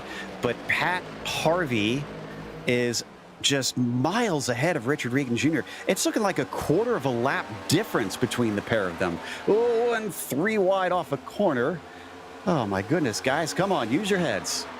You don't want to be bringing out the caution here this late. And yeah, and that's a little bit of what we saw. I mean, remember earlier on when Pat Harvey was just able to kind of dominate that position to be able to keep himself ahead of Regan Jr. and before that ahead of Eric Hogg. So that number 67 car clearly has it up under him.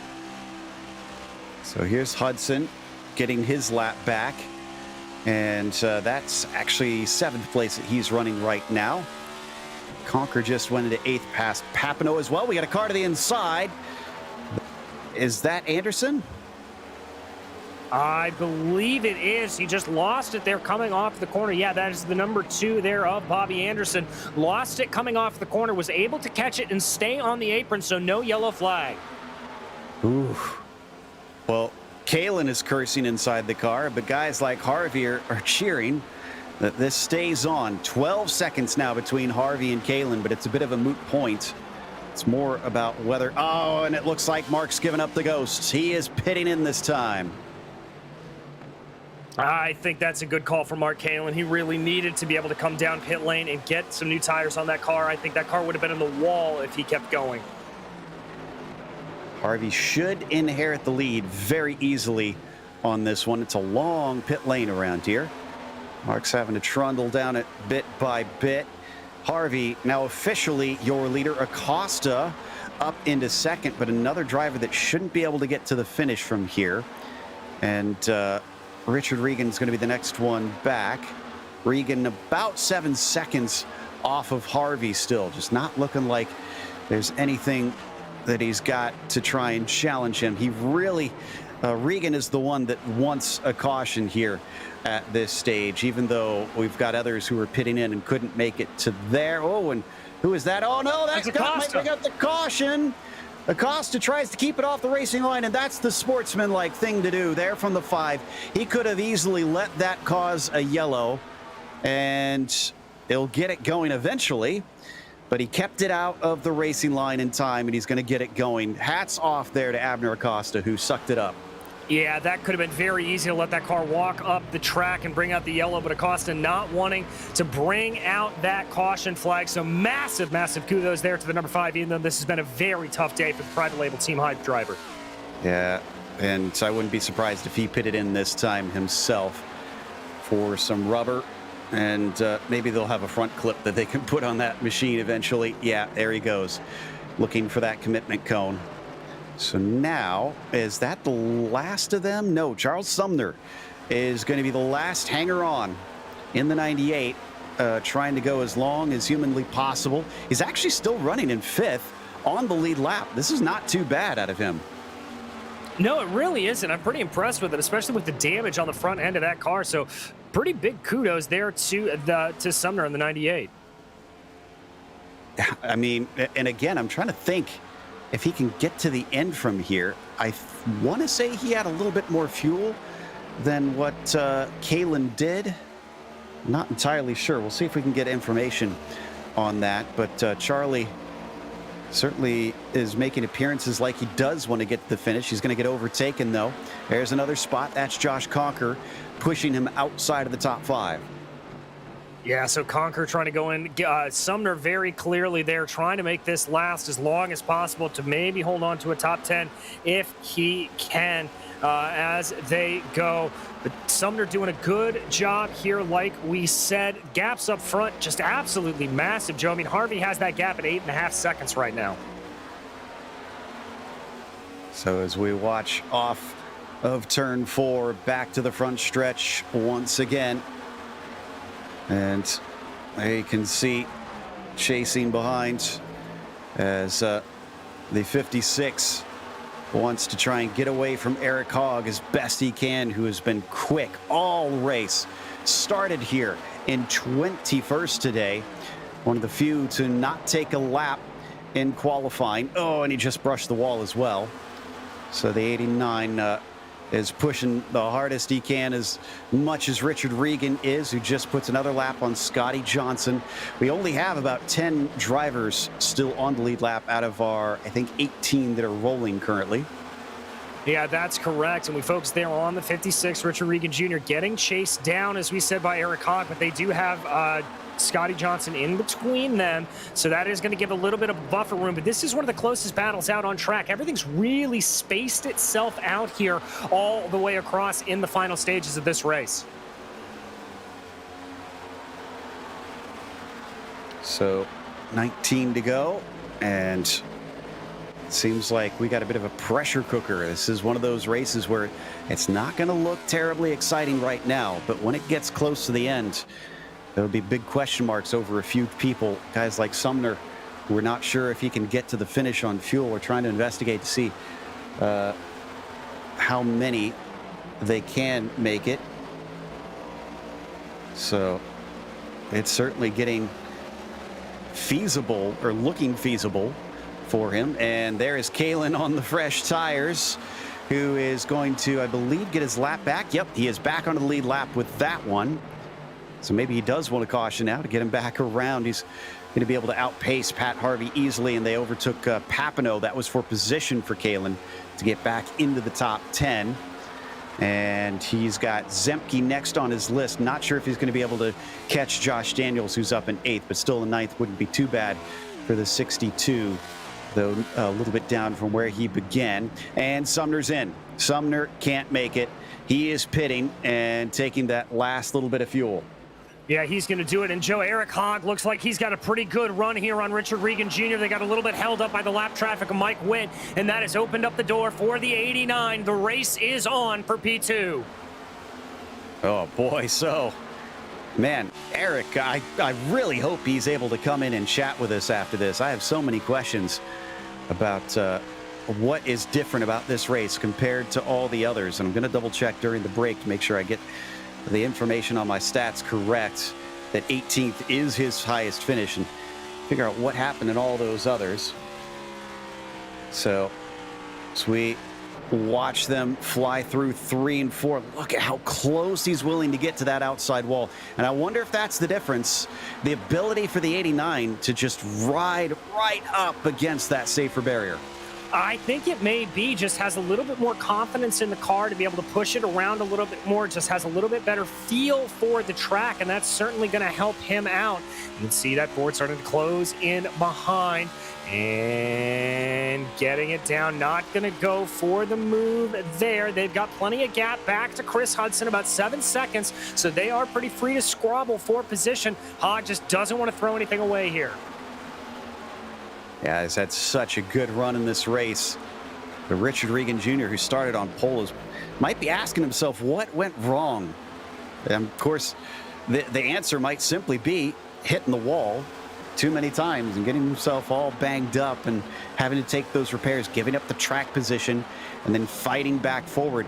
He's 7 seconds behind Harvey, our leader, so it's a pretty big gap there, since we have been green flag racing for so long. He hasn't had the caution to allow him to close back up, but closing in on Regan, and Regan doesn't fight it. Hogg is now into second. Can he try to catch up to Harvey in 13 laps? He's certainly going to have to try to, but it's going to be a massive, massive feat for him to be able to do now. Almost 9 seconds to close in. We'll have to see if that gap comes down at all. And 62 had a big smack against the wall a lap and a half ago, I think, out of turn 2. In fact, he had huge contact the second time around on that one. There you see him on screen now. He has got to be walking wounded right now because that was a pretty big contact. He's still on the lead lap, and he's in 8th place. Yeah, look at the right-hand side of that car. It is all bent up. Yeah, indeed. That is a whole Darlington stripe of the side of the car there. Definite damage to Mark Kalin, and I've got to give him some massive credit. That car has looked on rails this entire day, and he has just driven it to perfection. Ah, man, I feel like it's what could have been if Eric Hogg had maybe passed Richard Regan a little bit earlier. Ooh, oh, he's about to try and take him back. Whoa! And that there an apology over the radio for that move from the 89, who drifts back up to the high side and still covers off Regan once again. He was trying to lap Eric Papineau and incidentally just happened to put a big block move unintentionally. Yeah, indeed he did, and 10 laps to go here, and Regan Jr. not looking like he's going away, able to take a little bit of a lower line there through 1 and 2. Oh, but that's a big wiggle for Regan. So he falls back and allows Hogg to maybe breathe a little bit easier. I was going to say before that moment for Eric that he was gaining on Harvey. It's just if he would have passed Regan sooner, he probably could have ran him down, but we have too few laps to try and get 8 seconds cut down to 0 here today. This is Pat Harvey's race to lose now. Yeah, it very much is Pat having that advantage, and it looks like here the Richard Regan Jr. is going to have to put absolutely everything he has into the wheel of that car to try to get it to close it back up and behind, because he is going to have to try to be able to get something. I don't think he right now looks like he's close enough to really put a massive attack on, but he still has time to try to do it. So the 67 carries on as we check in back with Regan and Hogg. And they've stayed about half a second apart after that slip up from the 56, who still looks like he's struggling slightly. The car got a little loose off the corner, but nothing as dramatic as what we've witnessed. The others suffering all day long. And the car in front of them is Tom and Massey. That's another lap car. Yep, he's going to just pull out of the way. Yeah, just going to pull out of the way, give some space there. So Massey having some good sportsmanship. 7 to go as they cross the stripe. The gap to Harvey still maintaining at about 9.5 seconds. This continues to be one of the closest battles and the one that we've got to keep our eye on here. Joe, it's just going to be a battle of who can get it right when. Checking on our time, because we did have quite a few cautions earlier. We have 5 minutes left to go, so it really got close at the end. 6 laps left. It's going to be just minutes to spare in this race. And Harvey, last lap here was a 30.9, Hogg a 30.7. Another 2/10 chopped off from Eric, but him trying to deal with the lap traffic kind of put the kibosh on any hopes at all on that one. 5 laps to go now for Pat Harvey. And for all intents and purposes, from what we can tell, the car looks good, the tires look good, and he has a comfy margin. Yeah, a very, very comfortable margin. He doesn't need to push that hard at all. And looking around him, he's going to have a little bit of lap traffic to deal with in the form of Robert Bissaud Jr., I think. But that's not going to hurt him too much. It's going to be a pretty calm and smooth race from here on out. I mentioned earlier, only 3 drivers have won this season. Acosta with the bulk of them at 4. And then Richard Regan Jr. took a victory in the first race as Charles Sumner, we mentioned, and the most recent one is the only other one to join. So we're about to get winner number 4 here pretty soon in Pat Harvey as he carries on around through 3 and 4. Last time by a 30.3 for Harvey, a 30.9. Oh, that was much slower for Hogg. So I wonder if he's also having to manage the car from here. 31.1 from Harvey, whereas Eric back there in second place is crossing, and a 31.8. Actually, a lot slower there for Eric. Yeah, a lot slower there for Eric, but with 3 to go, Mark Kalin looking like he wants to punch his ticket to try to get up into the top 6, and indeed he does, able to get a good inside move there on Joshua Daniels. Battle's not over for second. Richard Regan Jr. is really getting on top of the back of that car, and in fact, he's going to cut back underneath. No, it's not doing. So at least a second place maybe Richard wants at the end of this thing, and he's making him work for it. We're at 2 to go. White flag next time by for the 67 with a scant 2.5 minutes left on the clock. Oh, big wiggle there from Richard Regan Jr. as that car got a little bit squirrely coming off of the end. Is there indeed white flag in the air here at Darlington? Pat Harvey starting from the front row today. Certainly seemed very calm during this race. Closed up after losing touch with the leader early on and just parked it and stayed there. And then when the pit strategy came in during some of the mid-race cautions, he capitalized. And that is going to give him a win here as he takes victory at Darlington Speedway. A fantastic drive from Pat Harvey. Behind him, Eric Hogg is going to be able to hold out onto that second place position by about 0.7 of a second, and he will finish P2. Kalen's going to come back with a lead lap finish despite some hard hits with the wall with a 6th place. Not too shabby. Is actually where he started this one. And there across the line, that was Hudson beating Josh Conker by 0.05 of a second. That one was a little bit tight. Yeah, a little bit tight indeed as they crossed over the line. The last couple of drivers coming to the start there, but here come the burnouts, and well-deserved ones for Pat Harvey. So the 67 celebrates while we take a quick break here on the Global Sim Racing channel. We'll come back with the unofficial results as well as driver interviews here on Throwback Night for the PRL NASCAR Cup Series, so stick around.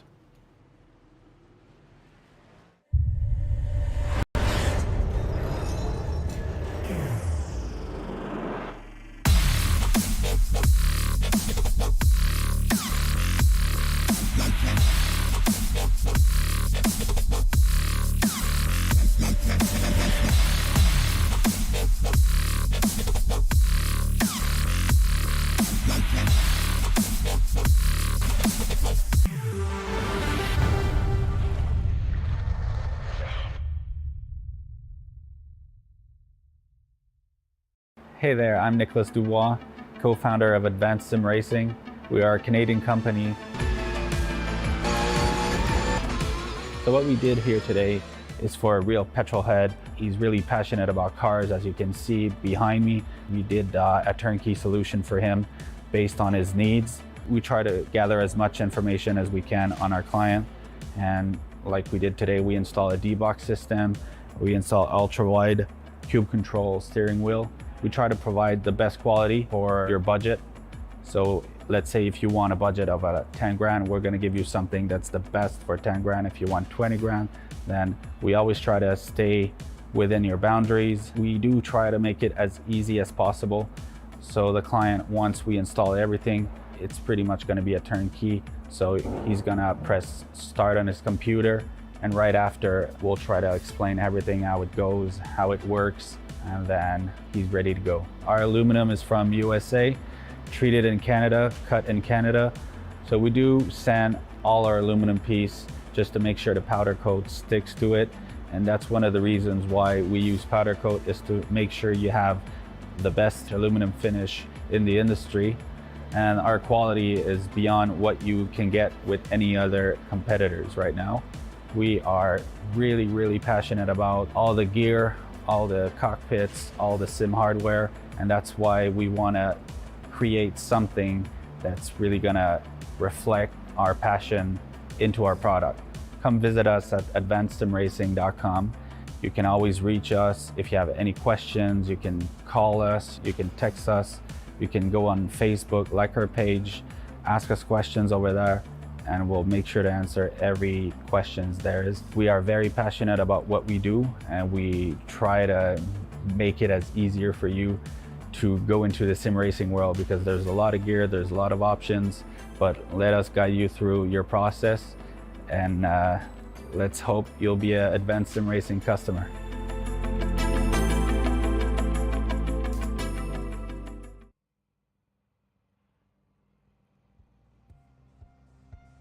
Welcome back to Darlington. This was throwback night, and the great form that the 67 showed all night. He did not look back at all. He just looked forward and took the victory as Eric Hogg finished second from 21st on the grid. Richard Regan Jr., who started on the pole, couldn't bring it home. He got some damage, had to get that repaired, sent him back in the field. Still an excellent third to make up for that. Chris Hudson was behind him in fourth, with Josh Conker in fifth, and then Mark Kalin P6. Josh Daniels finished seventh today. Robert Besaw Jr., the first one a lap down, didn't do too shabby as well, up 12 positions to take eighth, as Adam Zemke was ninth and Skip Gandy finished 10th.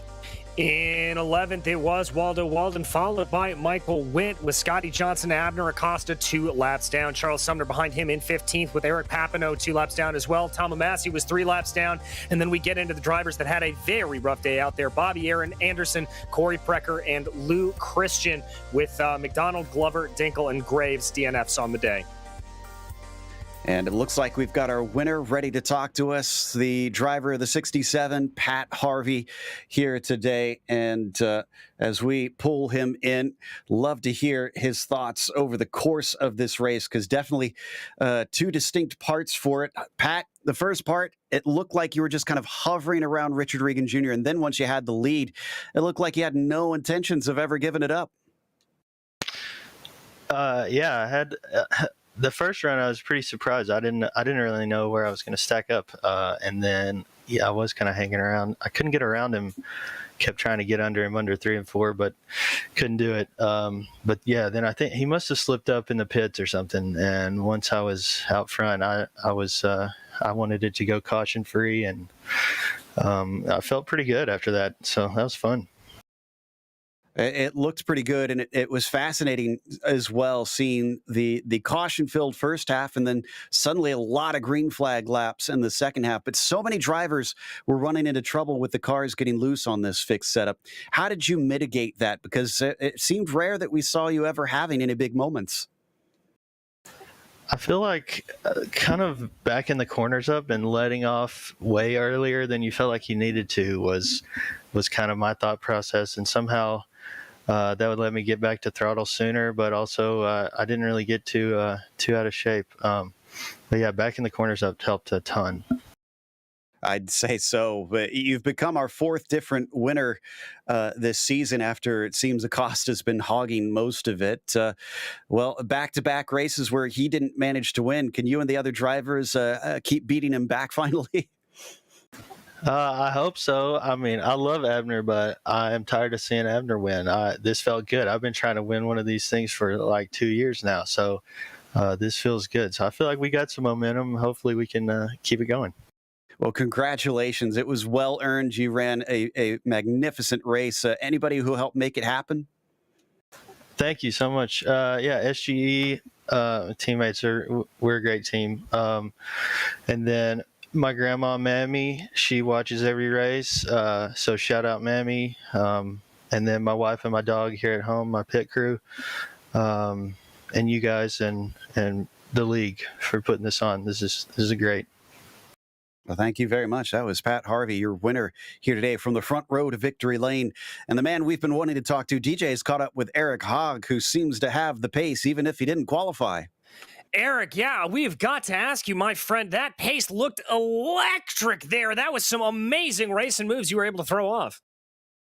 Yeah, I'm a little surprised. I wasn't overly confident going into this race with the practice I was showing about mid-pace speed, but for some reason on the long run, I was able to keep my tires under me, and I was able to move up through the field.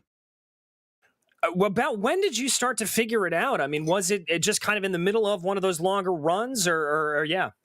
Yeah, it was one of the longer runs. I think after that second caution, we went on that 20 to 30 lap run. I just realized for me something clicked after 20 laps where I could just thunderfoot it out of the corners and try to get this 8-bit machine moving towards the front. Well, you did it well. And then talk me through the last couple of laps there, because a pretty close battle with Richard Regan Jr. How much were you really having to defend after you got that move done? I had to apologize to him after the race. I threw a couple nasty blocks on him with lap traffic, had a bit of issues with some miscommunication with him, and just that lane to run, no one has good tires, and there's no easy way of getting out of the way and not holding people up. So, yeah, I got to commend the 56. It was really fun racing with him all day. Well, I'll tell you one thing, my friend. It was fun watching you, but is there anybody you'd like to thank for this second place, which we believe is your best finish here, at least this season, maybe overall in the PRL? It is by far my best finish. I have not had a good season, but I want to thank everyone at Parabellum Racing Team, Parabellum eSports, and actually Chris Lama for letting me run this 8-bit coffee machine today. It is actually a company he owns and a coffee I really enjoy drinking, so really cool to get a throwback week. Let that be my best finish while repping the awesome coffee company he runs. Well, excellent. Thank you so much there, Eric. That was Eric Hogg, your second place finisher today. And now, Joe, I believe you've caught up with P3, Richard Regan Jr. Indeed. And Richard, really the first question is, what were you feeling in the car that caused you to have to come in and get those repairs? We were all a little bit shocked that you gave up the lead in that fashion because you seemed to be running fine. Yeah, I hit the wall pretty good, at least one or two times there on that first run. And when I came into the pit box under that caution, I slid the tires, and it made me come back out second. So I had some engine damage. So I just figured it'd be safer for me, honestly, to just fix the damage, because starting P2 with down on power and down on turn-in because the toe was all knocked out too. It just I feel like I would have got wrecked or something. Well, that helps clarify, because from the outside, we were a little bit baffled, knowing that it must feel like that third place is kind of a good damage limitation for today. I mean, I'm not here for points anymore. I've missed too many races, so I mean, I'm really just here for wins at this point. So definitely a couple mistakes on my part in the first run killed my shot at winning. Definitely that mistake on pit road really killed it because it was super hard to pass. Congrats to Pat on the win. But you know, I think if I was able to come out with that lead out of pit road, I might have been able to hold him off. I mean, you know, he was racing me super clean, super patient. So I mean, who knows what would have happened, but I think my shot at being able to keep in the lead would have been higher, because, I mean, you guys saw how much faster he was than me after I got the damage, and it was still super hard to pass. Indeed. Well, since you haven't been able to attend much of the season, when's the next one we're going to see you in? I'll probably be here next week unless real life rains out on Saturday and I have to race on Sunday, but we'll see. Basically, it's just week by week, really, on the Sunday of the race, if I can make it or not at this point. All right. Well, we're glad to have you back. Sorry it didn't quite work out how you expected, but who helped you to a podium today? I got to give a huge shout out to Christian Swenson. He was in Discord with me all race, helping me with gaps and stuff. Phase 2 chassis works. Huge shout out to Liqui Moly and letting me put on this awesome throwback paint scheme. Group C car that ran at Le Mans back in the 80s. Gearhead Coffee, Jay-Z Photography, everyone at PRL, and you guys at GSRC. Thank you very much. That was our third place finisher, Richard Regan Jr., in the number 56 today, which is going to wrap us up with some thank yous to the sponsors ourselves, including ASR. They design and build the sturdiest and most durable aluminum profile racing simulation cockpits available in the market today. Visit them at advancedsimracing.com. And RaceLab. It helps you to improve your driving skills. Start using it now for free at RaceLab.app, as well as ButtKicker. Feel what you've been missing at thebuttkicker.com. And finally, NinjaTrader. Visit NinjaTrader.com and get started with a risk-free trading simulator to start tracking your performance. Thanks goes out to the companies that provide the software and hardware for our broadcast listed here, and additional thanks go to June Lalonde, who provides our wonderful music. Check out her Bandcamp for more great work. Thanks to the team today, DJ, Zach, and Dougie, as well as Nick Hunter behind the scenes. You can find more info about GSRC at globalsimracingchannel.com or through our social media. And check out our merchandise store at gsrc.storenvy.com. There's a link in the description below for that too.